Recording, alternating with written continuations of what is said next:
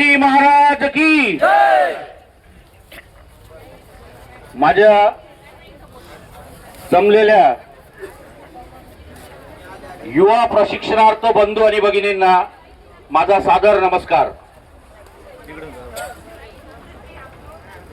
जिथून आमच्या गुरूंचा आदेश, जिथून गुरु तिथून आम्ही सुरू। आमच्या गुरूंच्या चरणी विलीन होऊन तुम्हाला फक्त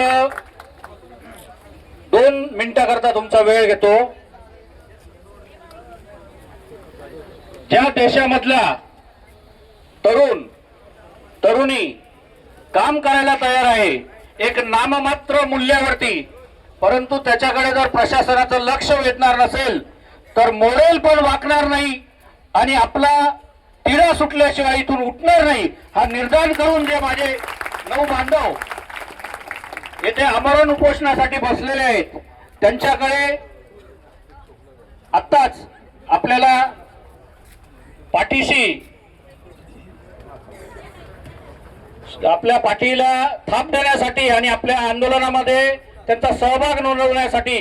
या नाशिक जिल्ह्यातले इगतपुरीचे आमदार माननीय हिरामान खोसकरजी, आमच्या शुभंगीताई आणि नाशिक शहराचे नाशिक जिल्ह्याचे खासदार राजाभाऊ वाजे येथे येऊन गेले आणि तुमच्याकरता एक शब्द सोडून गेले का मंगळवारी ते तुमची भेट घालतील। परंतु प्रशासनाचं काम आहे का या शहरामध्ये विविध तालुक्यातून शहरातून या ठिकाणी जे तरुण तरुणी आलेले आहेत 4 दिवसापासून येथे थांबलेले आहेत, तर या सगळ्यांच्या सोयी सुविधांकरता यांना वैद्यकीय उपचार मिळण्याकरता